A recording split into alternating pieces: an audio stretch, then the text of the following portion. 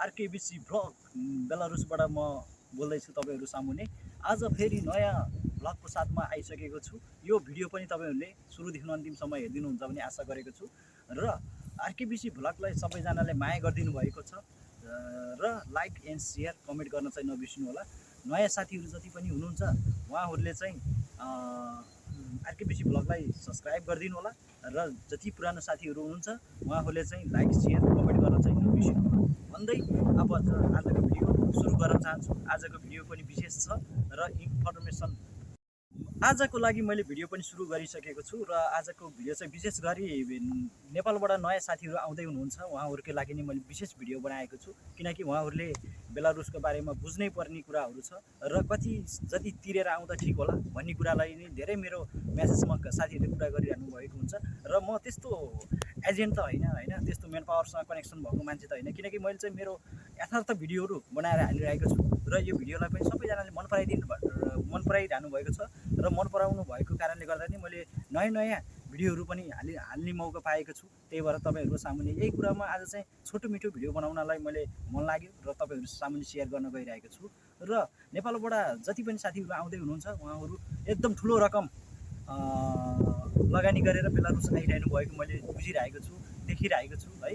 यति ठुलो रकम चाहिँ तिरेर नआउनु होला भन्न चाहन्छु, किनकि बेलारुसमा के छ भने अहिले भिजा छिटो लाग्ने कारणले गर्दाखेरि मेन पावर होला एजेन्ट होलाले चाहिँ एकदम ठुलो रकम लिएको छ हैन, किनकि भिजा रिजेक्सन छैन बेलारुसको लागि र तपाईहरु अब के छ भने हामी सेन्जेन कन्ट्रीको लागि भिजाहरु लगाएको हुन्छौं र त्यहाँबाट रिजेक्सन हुन्छ, भिजा लाग्दैन, पर्मिट आउँदैन। त्यसकारणले हामी टेम्परेचर हुन्छ र ऋणको कारणले गर्दा नि हामीले चाहिँ अहिले चाहिँ जब नयाँ साथीहरु अहिले 2025 मा जति साथीहरु आउने क्रम छ यो क्रममा चाहिँ मैले कस्तो साथीहरु भेटेको छु भने योबाट हामी धेरै वक्का दिक्क भएको कारणले गर्दा नि फेरि हामीले चाहिँ बेलारुसको लागि छिटो भिजा लाग्ने कारणले गर्दा नि हामीले चाहिँ छिटोको कारणले छिटो छरितो भिजा लाग्ने रिजेक्सन नहुने कारणले गर्दा नि हामीले चाहिँ लगानी धेरै लगानी तिरेर आएको छु। 8 देखि 9 लाख 10 लाखसम्म तिरेर आएको छु र म के भन्न चाहन्छु भने नयाँ आउने साथीहरुलाई म चाहिँ के भन्न चाहन्छु भने यति ठुलो रकम चाहिँ तिरेर नआउनु होला, किनकि तपाईहरु बेलारुस आउनुहुन्छ भने बरु सकेसम्म 5.5 देखि 6 सम्म तिरेर आउँदा चाहिँ ठिकै होला जस्तो लाग्छ मेरो विचारमा, किनकि ठुलो रकम तिरेर आउँदाखेरि हामीले ऋण खोजेर आउने हो हैन। यो ऋणको कारणले गर्दाखेरि हामीले आफ्नो पैसाबाट आएको हुँदैनौं र ऋण खोजेर आउँदाखेरि तपाईले 1.5 वर्ष लाग्छ ऋण तिर्नको लागि, किनकि कमाइ त्यति हाई सेलेरी छैन है। तपाईको सेलेरी हाई भएको भए हामीले त्यो धेरै रकम तिरेर आए पनि ठिकै हुन्थ्यो, किनकि यो हाई सेलेरी नभएको कारणले गर्दा नि यो ठुलो रकम तिरेर यहाँबाट तपाईले सेन्जेन कन्ट्रीको लागि सपना देखेर आउँदै हुनुहुन्छ भने मैले चाहिँ नआउनु होला, किनकि तपाई बेलारुसकै लागि भनेर काम गर्न आउँदै हुनुहुन्छ भने 5 देखि 6 लाखसम्म तिरेर आउनु भयो भने धेरै राम्रो नि हुनेछ र हामीले त्यति तिरेर आउँदाखेरि चाहिँ यहाँको सेलेरी अनुसार ठिकै लाग्छ मलाई चाहिँ है। मेरो विचारमा चाहिँ ठिकै लाग्छ र हामीले ऋण पनि एफोर्ड गर्न सकिन्छ र तपाईको ठुलो रकम तिरेर आउँदाखेरि ऋण तिर्नको लागि एकदम गाह्रो छ। तपाईको 1.5 वर्ष 2 वर्ष लाएर हामीले ऋण तिर्न पर्ने हुन्छ। त्यो कारणले गर्दाखेरि नयाँ साथीहरु आउने साथीले चाहिँ मेरो अरु भिडियो पनि छ त्यो पनि हेर्नु होला। इन्फर्मेसन भएको भिडियोहरु हेर्नु भयो भने भोलि तपाईहरु यहाँ आउँदा चाहिँ धेरै राम्रो हुन्छ है, किनकि बुझेर जानेर आइयो भने बेलारुसको लागि आउनै पर्छ भने तपाईहरुले बुझेर जानेर चाहिँ आउनु पर्ने हुन्छ, किनकि नबुझिकिन आउनु भयो भने भोलि चाहिँ धेरै गाह्रो हुन्छ, किनकि एकतिर ऋणको टेन्सन, एकतिर घरको टेन्सन, एकतिर कामको टेन्सन, किनकि यहाँ सिजन अफ सिजन हुन्छ फेरि है। कि तपाईको सिजनको बेलामा अलि कम पैसाहरु कमाउन सकिन्छ र अफ सिजनको बेलामा तपाईको फेरि पैसा कमाउन बेसिक लिएर मात्रै बस्नुपर्ने हुन्छ है। त्यसकारणले गर्दाखेरि साथीभाइले चाहिँ म के भन्न चाहन्छु भने राम्रोसँग बुझ्नु होला, बेलारुसको बारेमा बुझ्नु होला र कति कमाउन सकिन्छ भन्ने भिडियोहरु मैले सबै हालेको छु त्यो पनि हेर्नु होला र यति धेरै रकम गरेर चाहिँ लगानी गरेर चाहिँ बेलारुस चाहिँ नआउनु होला भन्न चाहन्छु है। मैले चाहिँ आज चाहिँ यो किनकि सानो भिडियोहरु बनाउँदै हालेको छु, साथीभाइले पनि हेर्नु भएको छ है। बेलारुस चाहिँ कन्ट्री राम्रो छ, तपाईको यहाँको काम गर्ने स्टाइलहरु ठिकै छ, तपाईको देश राम्रै छ, तर भाषा के छ भन्ने कुरा नि हुन्छ हैन। भाषा चाहिँ तपाई बेलारुस आउँदै हुनुहुन्छ भने इंग्लिश चाहिन्छ, एकदम पर्फेक्ट चाहिन्छ भन्ने कुरा छैन। यहाँ चाहिँ आफ्नै रसियन भाषा र बेलारुसियन भाषाभन्दा बढी रसियन भाषाहरू हुन्छ है। तपाईँको यो रसियन भाषाहरू भएको कारणले गर्दाखेरि भाषा कुनै प्रब्लम भएन, यहाँ आएर सिकिने हो, तपाईँको त्यो गर्न सकिन्छ होइन। र कामको लागि के छ भने तपाईँको कामको लागि चाहिँ तपाईँको एक्सपिरियन्स चाहिन्छ भन्ने कुरा छैन। तपाईँ नन एक्सपिरियन्स भए पनि आएर यहाँ कम्पनी फ्याक्ट्री वर्कर भयो, हामी जनरल वर्करमा काम गर्ने हो, तपाईँको मजाले काम गर्न सकिन्छ। जनरल वर्करको कामहरू तपाईँको एक्सपिरियन्स चाहिँदै चाहिँदैन। र थर्ड के छ भने तपाईँ यहाँ आएपछि तपाईँले कसरी बस्ने र के कुरा कति भन्ने कुरा हुन्छ, प्लस खानाको लागि कति लाग्छ भन्ने कुरा पनि छ है। साथीहरूले मेरो उसमा गर्नुहुन्छ, खाना चाहिँ तपाईँको 250 देखि 300-350सम्म हामीले चाहिँ एफोर्ड गर्न सकिन्छ। किनकि धेरै महँगो तरिकाले नि खाना भन्दा नि त्यही हो, सामान चाहिँ अलि महँगै छ है।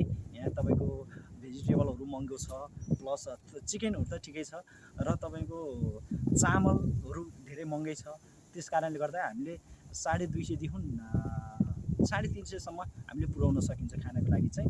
र तपाईँको यहाँ चाहिँ कम्पनीले चाहिँ अब अलि टाढा भयो भने होइन, तपाईँको बस्ने होस्टेलहरू अलि टाढा भयो भने चाहिँ तपाईँलाई ट्रान्सपोर्टको यसो व्यवस्था गरिदिएको हुन्छ। तपाईँले त्यस्तै आधी घन्टा 35 मिनट अब त्यस्तै लाग्ने छ भने चाहिँ ट्रान्सपोर्ट हुँदैन यहाँ चाहिँ, किनकि हाम्रो कम्पनीले त्यस्तो ट्रान्सपोर्टको व्यवस्था गरेको छैन।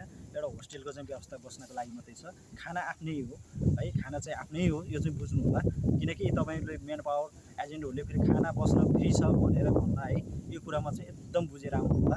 र अर्को कुरा म के भन्न चाहन्छु भने यहाँ डलर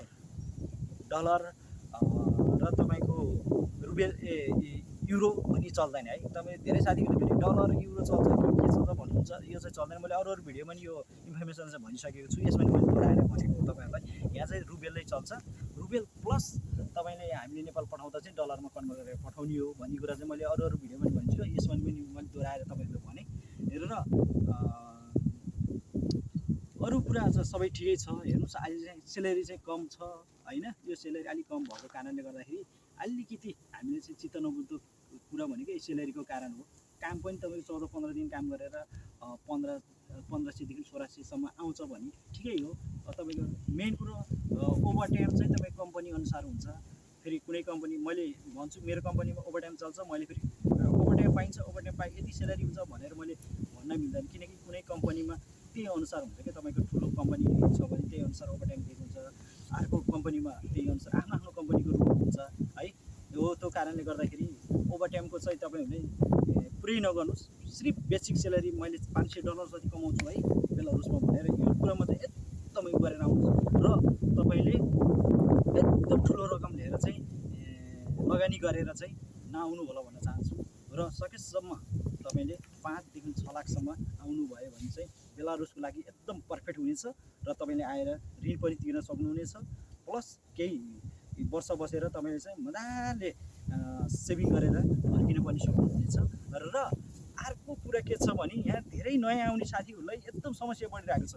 मैले भिडियो बनाएर हालेको पनि छु, र उहाँहरूले के छ भने नयाँ साथीहरूले चाहिँ यो अलिकति युट्युबतिर भ्लगहरू बेलारुसको बारेमा यो चाहिँ एकदमै तपाईँहरूले सर्च गरेर हेर्नु होला। किनकि मैले धेरै साथीहरूले नयाँ आउने साथीको पनि पासपोर्टको डेट रहन्छ, किनकि डेट कम छ हो। यो पासपोर्टको चाहिँ धेरै प्रब्लम आएको छ है बेलारुसमा। किनकि तपाईँहरू यहाँ आइसकेपछि लगभग 5 वर्षदेखि 6 वर्ष चाहिँ तपाईँ अरू देश जानु भएन भने यो देशमा काम गर्नै पर्ने हुन्छ। किनकि त हामीले ऋण तिर्नको लागि आफूले अलि आएको रकमहरू तिरेर केही सेभिङ गरेर फर्किन्छ भने हामीले 5 वर्ष मजाले काम गर्नै पर्ने हुन्छ हो। त्यो कारणले गर्दाखेरि लगभग हाम्रो पासपोर्टको डेटमा चाहिँ 5 वर्षको डेट चाहिँ हुनुपर्छ है साथीहरू। यो चाहिँ एकदमै नयाँ साथीहरूलाई मैले भन्न चाहन्छु, आउने साथीहरूलाई। किन आइसक्नु भयो साथीहरू, उहाँहरूले त त्यो कुरालाई अब नबुझेरै आउनुभयो होइन। पहिला धेरै साथीहरूलाई यो समस्या थियो। मैले वाट्सएप नम्बर पनि दिन्छु यो भिडियो मार्फत है। तपाईँहरूले यदि यो भिडियो हेरेर चित्त बुझ्दैन भने वाट्सएपमा फोन गरेर पनि मसँग सोध्न सक्ने हुनेछ है। यो कुरा नि भन्न चाहन्छु। र पासपोर्टको पनि एकदम ख्याल गरेर आउनु होला भन्दै सकेसम्म बेलारुस चाहिँ कम रकममा आउनु होला भन्दै नयाँ साथीहरूले जति पनि नेपालबाट आउँदै हुनुहुन्छ उहाँहरूले आफूले यो भिडियो पनि हेर्नु होला, साथीहरूलाई सेयर पनि गरिदिनु होला। प्लस मेरो अरू भिडियोहरू पनि तपाईँहरूले मेरो प्रोफाइलमा सब्सक्राइब गरेर भिडियो पनि हेर्नु होला भन्दै आरकेबिसी भ्लगमा नयाँ भिडियो फेरि नेक्स्ट टाइम नयाँ भिडियोको साथमा आउनेछु भन्दै आरकेबिसी भ्लगलाई लाइक, सेयर, कमेन्ट र बेल घन्टीको साथमा सब्सक्राइब गर्न चाहिँ नबिर्सनु होला भन्दै यति भन्दै म बिदा हुन चाहन्छु। जय नेपाल।